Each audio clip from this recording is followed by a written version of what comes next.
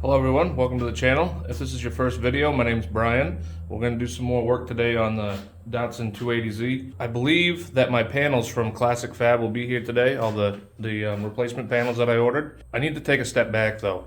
I got this car up on my rotisserie that I built, and now that the panels are coming in, it's time to start cutting out all this rust, the rusty floor pans. But I've decided after doing some research, this is the first time I've ever done anything like this. I've never put a car in a rotisserie, never done a full like restoration before. Doing some research, it looks like I got a little ahead of myself, and I should just have the car sitting on jack stands on the floor, nice and level, supported at where the front suspension and the rear suspension would be, and do a little bit of bracing, inside, so that when I start cutting stuff out, the body doesn't warp, which definitely would not be a good idea. So that's what I'm gonna do this morning. I'm gonna get this set back down off of the rotisserie and set down on some jack stands, and then we'll start building some bracing for it so I can be ready when hopefully FedEx delivers those panels today. They were supposed to deliver them yesterday, and apparently they decided they wanted to put them on the truck but not actually drive to my house. So hopefully they decide they'll show up today. But we'll get started with like I said, getting it down on the floor, and so we can start with the bracing and then start some cutting.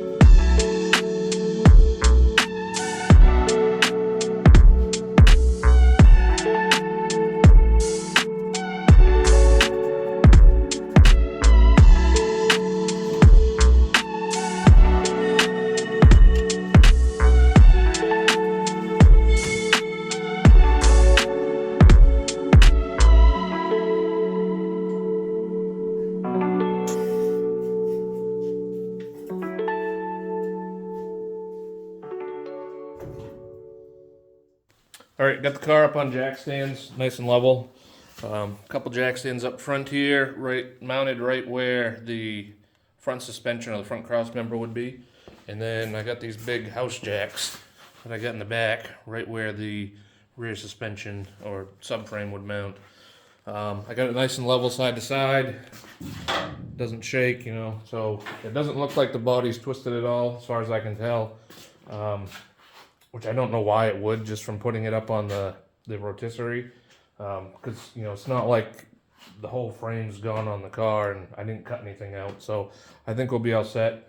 I'm going to go grab the doors just to double check and make sure everything looks good, and then we'll get bracing the car. All right, after a bit of struggling, I got the doors back on. Had to get Owen out here to help me. It's just tough getting that lined up myself and tighten the bolts down. I mean, I didn't get it perfectly lined up, but my gaps still look good everywhere on the door. I don't think we have any issues with the body twisting or anything. Check the other side.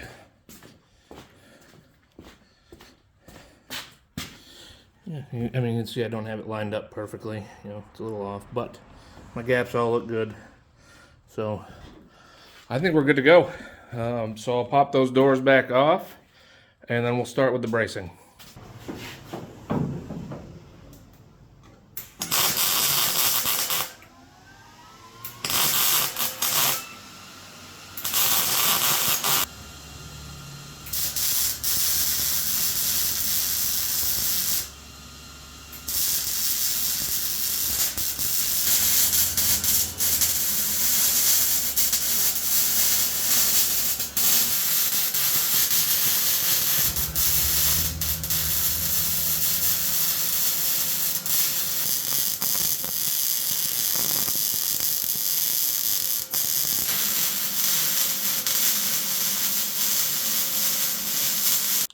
All right, I got an X brace welded in.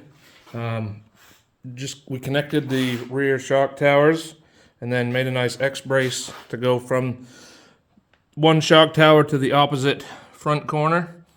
Got everything welded in. I mean, if you look close, the welds are pretty terrible, in my opinion, but they will hold, because I wasn't going to spend a ton of time sitting here trying to make nice welds on something that's just temporary. So I don't like it. I hate doing subpar work, but just wanted to get it in. Next up, I'm trying to decide. I've seen recommendations for welding in door bars while you're doing this. I think it's going to be a pain. I'm going to be working right here on the floor, you know, and everything is, or my only access is through the doorway, obviously. And if I put a bar from here to here or somewhere here, this word is going to be a huge pain trying to work over, you know, something that's already not going to be very fun to do. But I also don't want the car to deform, which I really don't think is going to happen just for placing one floor pan at a time. I mean, there's a little bit of strength there, but most of the strength is not in that frame rail or floor pan, especially when I'm doing one at a time. You know, this X brace up here is nice and out of the way. I don't have to worry about that being in my way too much, unless maybe, you know, when I get up there, it might be in the way of my head, but it won't be too bad. But putting a door bar here, I'm going to have to think about it a little bit. So I'm going to do that, do a little bit of research, and figure out if it's something I want to do before I start cutting the floor out. After some thinking, this is what I came up with. What I did is I bolted it right to the door hinge, the upper door hinge mount, and the rear striker mount. Now, you know, I still think it's going to be a pain and be right in the way, but at least it's removable now. So if I decide I don't like it or don't need it or whatever, I can easily take it off, put it back on if I want to. So I got that one all done, and now that I got it done, I'm going to take you through the process on the other side.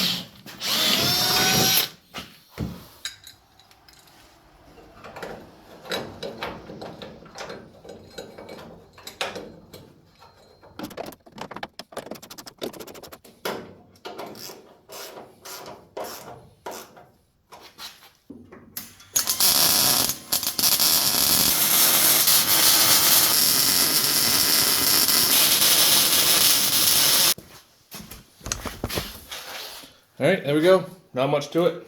Just do your plate here, bolt it to your hinge mount, put your angle iron back here and bolt it to your striker plate, and then weld the angle on.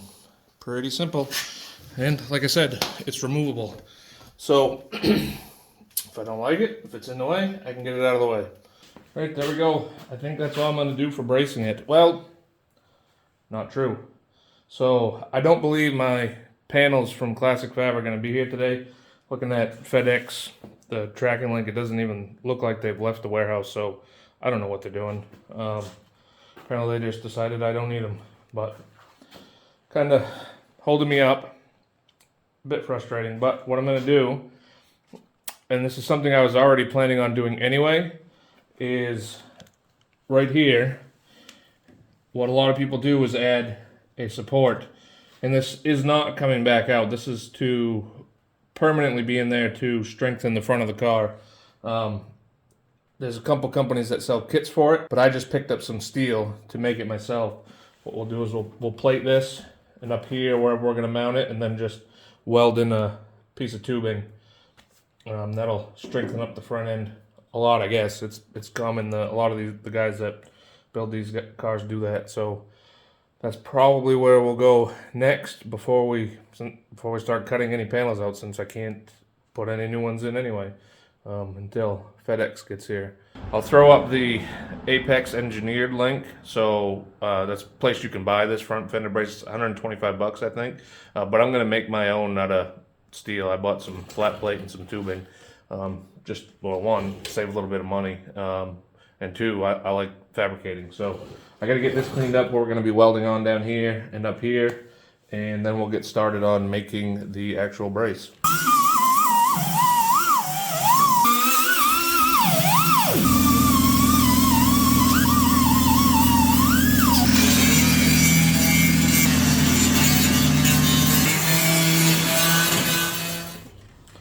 All right, what we're gonna do now is we're gonna make some plates. I think I got 1/4 inch plate. I can't remember now. Basically to plate here, here, and back here to make it stronger. So that when we weld that tube on there, it's got a nice solid mounting point, and you don't have, you know, that all that force concentrated on just this little sheet metal. It'll spread it out some. Same with up here. We'll just make a plate that goes right here.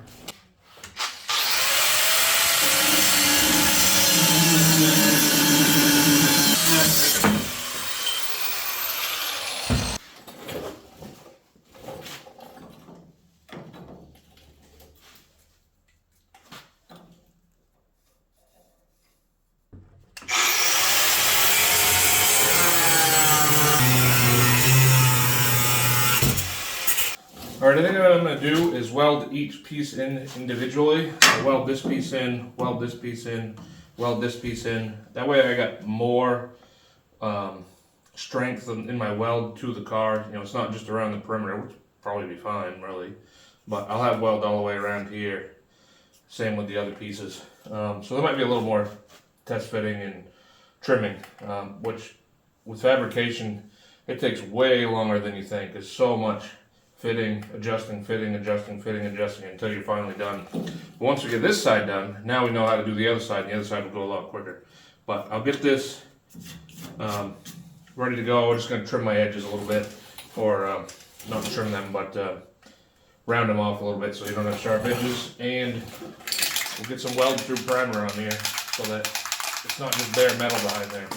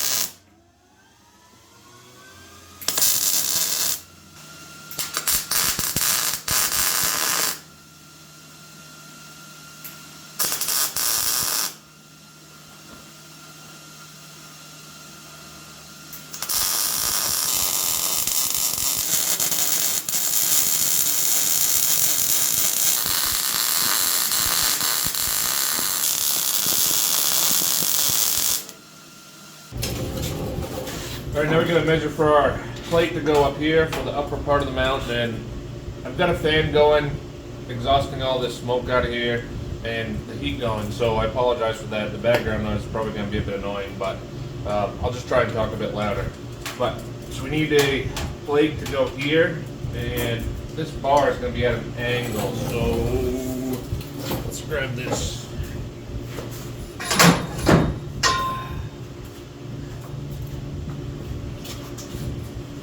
So this bar is going to go just about like that. So we want our plate. Let's make that plate 5 inches.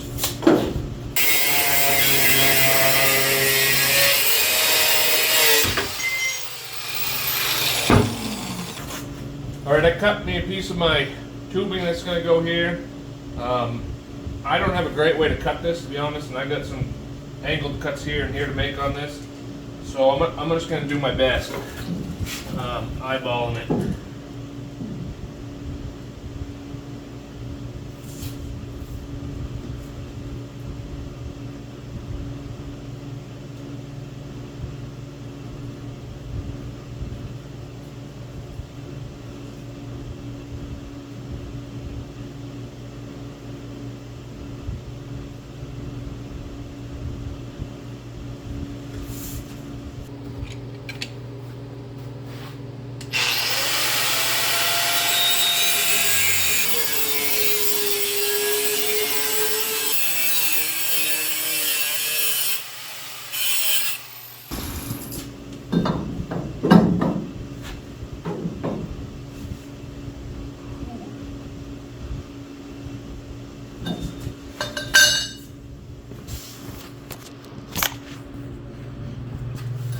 Alright, check this out.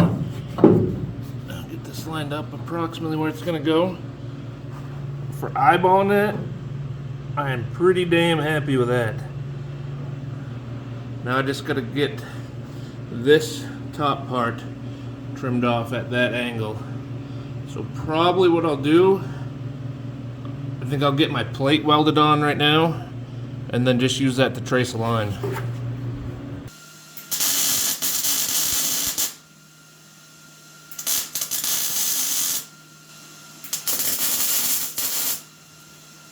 Welding upside down.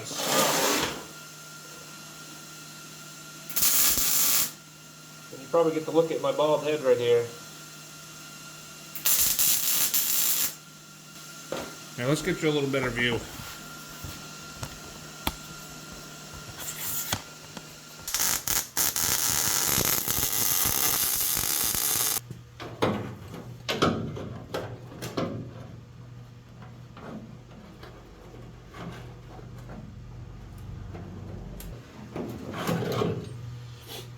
Can't even C-clamp this here as is, because all it does, this metal is so thin, it just dents this. So I'll go get a plate to stick up there.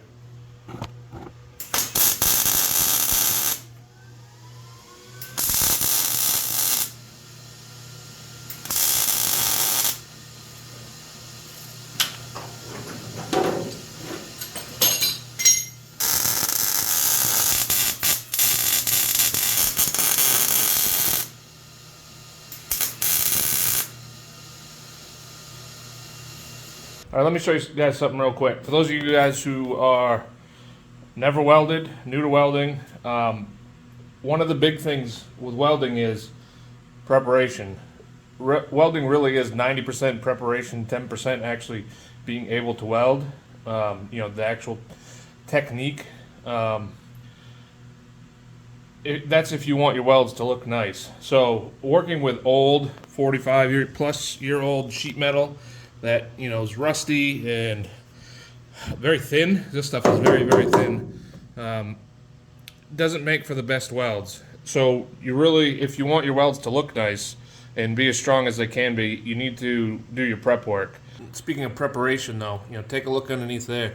I was welding at, one, underneath, not easy to do. Two, welding on sheet metal. And it's right on a body seam where they filled that right with seam filler, or seam sealer. There's no way to get all of that out from in between the panels, obviously. So, you know, watching the video, you probably saw flames every time I'd put a tack in there, and that's all that seam sealer burning that I can't get out, and that contaminates the welds. So some of these look absolutely terrible. And you can see that right there, that booger. You know, same thing down here. It's not the best welds. So I'm gonna take a little bit of time, clean all those up real quick.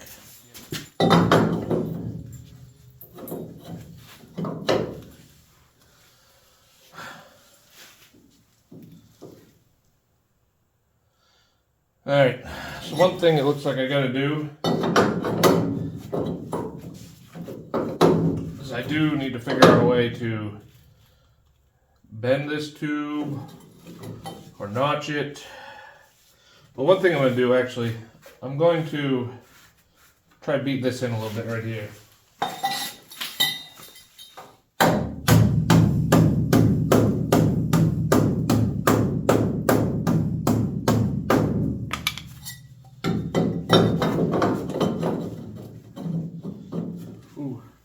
We are close, very close.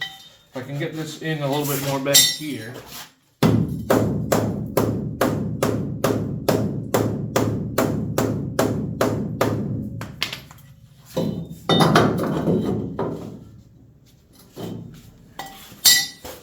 And there's nothing on the inside there that's going to matter.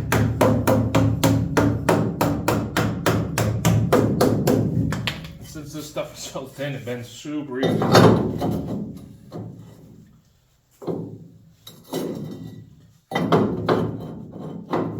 Maybe, I think we'll, well, let me see.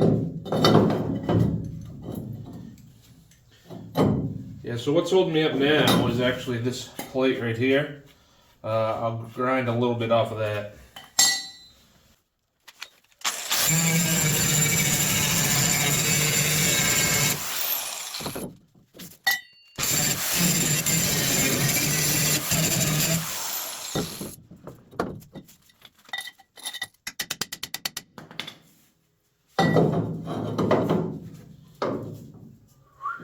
We are almost there, yeah. Just dent this tube in a little bit and I think we'll be good.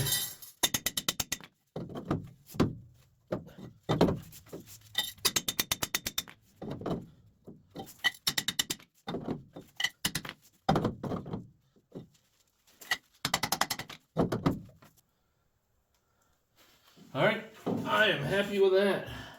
So, I'll get this cleaned up, put some primer on it and up here on the car, and then we'll burn this in.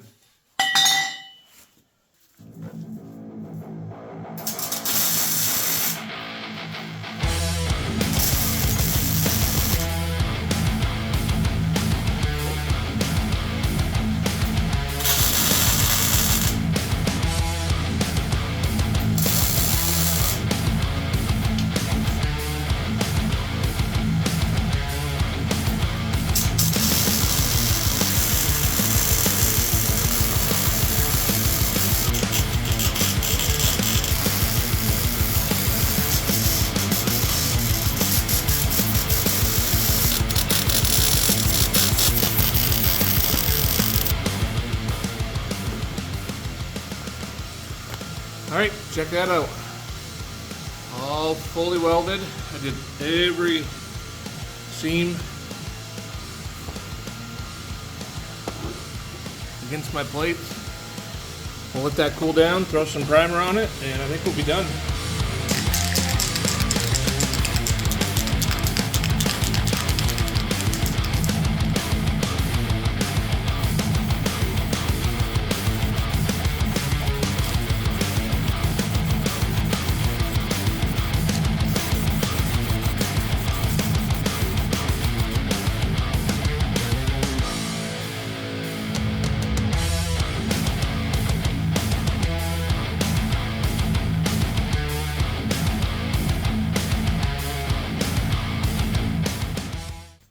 There we go, we're finished. Got one side done. Looks like it should be plenty strong enough. One thing is, this is where my inner fender mounted here. So I'm gonna have to figure out something for the inner fender when we go to put it back together.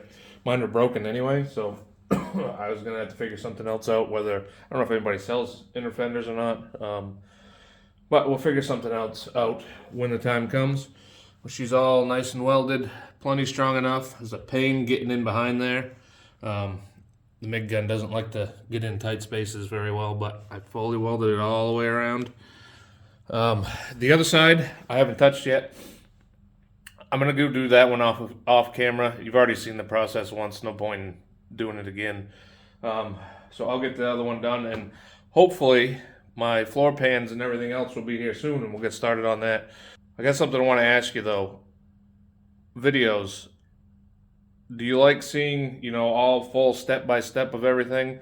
Would you rather just have an overview? Here's what I'm gonna do, and then check back in when I'm all done. I personally would like to see the process when I'm watching other people's videos, but I understand it probably could get a bit tedious. So let me know in the comments what you prefer, all full step by step or just an overview of the work done. And also, length of video. I figure 15, 20 minutes is probably about as long as people want to sit down and watch a YouTube video at a time, but sometimes I can't fit all that in. And also, do you like me talking about the process that I'm doing, going over my thoughts? Or would you rather me just, sit here and do a time lapse and play some music and you watch me work? Or, do you enjoy me talking and telling you, what I'm gonna do, how I'm gonna do it, and and all that stuff? Let me know in the comments all that stuff. I'd appreciate it. Please, subscribe, like the video, leave any kind of comments you want. It really helps. The YouTube algorithm likes interaction, so got to get those views up. We're at, I believe, 412 subscribers now. When I looked an hour or two ago. So we're doing really well. I'd like to see us hit that 1,000 subscriber mark. That's obviously the goal. But anything you guys want to see different, anything you like, suggestions, anything, leave it in the comments. But I think we'll end this one off here. I'm gonna go do that other side on my own. That way, like I said before, there's no point in you guys watching the same process again, just doubled up. But also, I get to listen to music. So that's honestly one of the worst parts of recording for YouTube is I can't have music playing in the garage, which is, something I always do. So doing some off-camera work helps me too. That way I can listen to music and just chill on my own, don't have to worry about videoing. But yeah, thanks for watching, and hopefully you come back to the next video.